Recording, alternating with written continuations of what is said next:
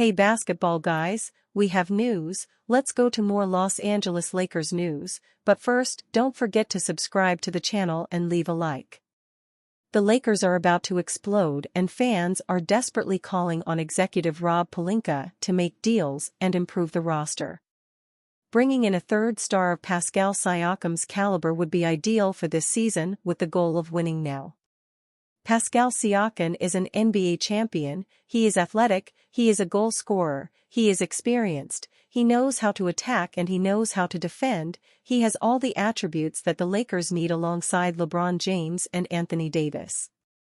Rumors: Lakers are hiring millionaires to have a chance of becoming champions now. Siakam just signed a new 4-year, $189.5 million deal with the Pacers this offseason, but moving him could open things up for Indiana. While the Pacers aren't likely to consider a trade of Siakam, it may be in their best interest going forward.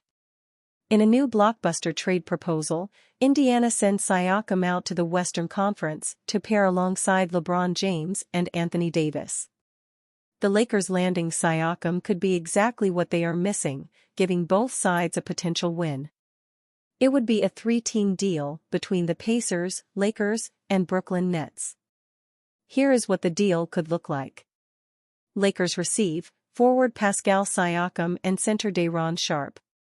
Pacers receive forward Rui Hachimura, forward Dorian Finney-Smith, guard Max Christie, center Christian Wood, guard Jalen Hood-Schifino, a 2026 first-round draft pick swap with the Lakers, a 2029 first-round pick from the Lakers, and a 2025 second-round draft pick from the Lakers.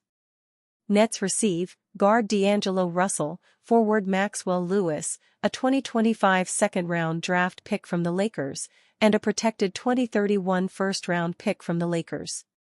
This would be a big swing for the Pacers, especially giving up on Siakam so soon. But this move would get Indiana off his contract while giving them a few good players, along with a highly coveted 2029 first-round pick from Los Angeles. Indiana isn't likely to heavily contend with the elite teams in the Eastern Conference with this current core, so setting themselves up for the future could be smart. With the return, the Pacers could still compete for the postseason and have a few assets that they could flip down the line. Again, it's unlikely that Indiana will trade Siakam, but it could be something to think about. The Pacers are on the verge of a lost season, and when that happens, sometimes teams get desperate. Lakers' offensive rating drops to 29th amid 8 losses in last 11 games. The Los Angeles Lakers have hit a rough patch over the last few weeks, losing 8 of their last 11 games and dropping to 10th in the Western Conference standings with a 13-12 record.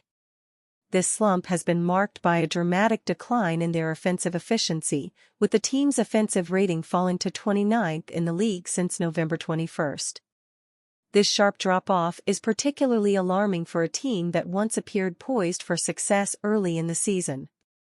From the start of the season until November 21st, the Lakers' offensive rating stood at an impressive 118.3, ranking 4th in the league.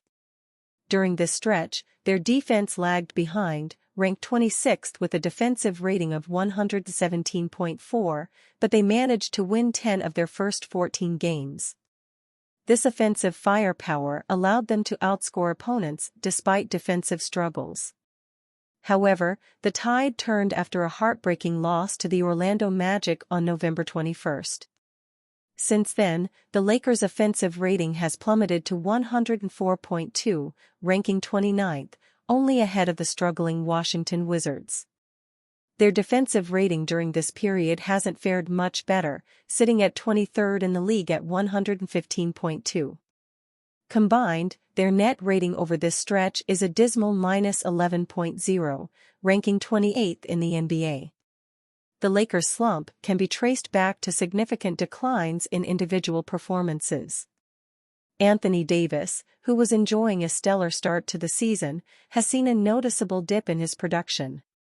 In his first 14 games, Davis averaged 31.3 points, 11.2 rebounds, 2.8 assists, 1.2 steals, and 1.9 blocks while shooting an efficient 57.3% from the field and an impressive 42.3% from three-point range. Since November 21, however, Davis has been averaging 23.3 points, 11.0 rebounds, 4.0 assists, 1.1 steals, and 2.3 blocks, with his shooting efficiency dropping to 47.8% from the field and just 19.2% from beyond the arc. LeBron James, too, has seen a dip in his numbers. Through the first 14 games, the 39-year-old was averaging 24.0 points, 8.3 rebounds, and 9.3 assists on 51.8% shooting from the field and 43% from three-point range. In the subsequent 11 games, LeBron's production has dropped to 22.2 points, 7.8 rebounds, and 8.7 assists, while shooting 46.8% from the field and 27.8% from deep. Austin Reaves, who had been a reliable third option early in the season, is also struggling.